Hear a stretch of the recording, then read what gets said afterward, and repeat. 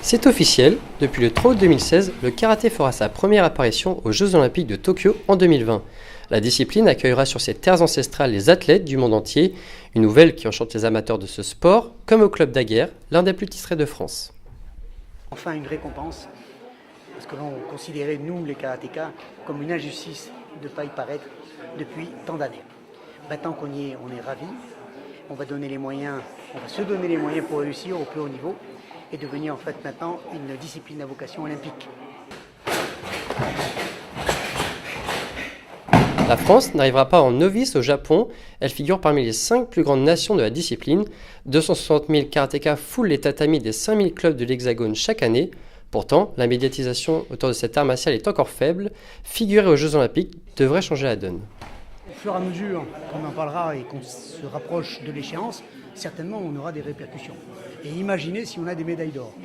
Donc il faudra présenter une discipline, un art, mais aussi quelque chose de très important, les valeurs que véhicule cet art. Comme la grandeur d'âme, l'amitié, le respect, c'est ces valeurs qui se perdent. Et ça fait partie des arts martiaux.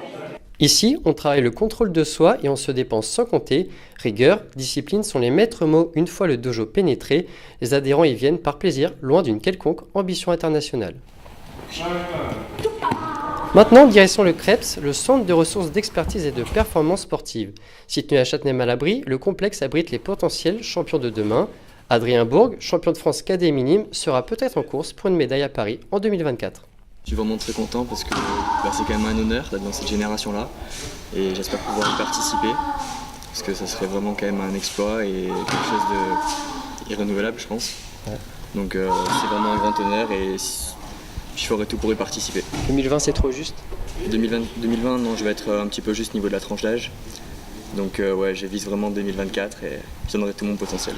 Si je fais ça, je prends du temps. Si je fais ça, je prends moins de temps. On travaille beaucoup la tactique, la rapidité, mais c'est vraiment le mental qui va jouer sur un niveau comme ça international. Cours le matin, entraînement l'après-midi et séances individuelles rythment le quotidien de ces jeunes sportifs. Après la séance technique, Adrien se dirige désormais vers la salle de musculation pour une séance intensive. Là déjà, on essaie de les faire progresser sur le plan technico-tactique. Et après, bien sûr, autour de ça, il y a un travail physique en prévention des blessures, en termes de prophylaxie et tout. Mais l'objectif, ça va être de les emmener au JO. En 2024, oui, pourquoi pas. Ouais. Sans présomption, voilà, l'idée c'est de faire déjà de bons seniors. Et après, vous savez, les athlètes, c'est eux qui sont sur le tapis, c'est pas nous. Aujourd'hui, c'est encore l'esprit de camaraderie qui règne, mais dans à peine 7 ans à Paris, ce sera une médaille olympique que se disputeront ces jeunes karatékas.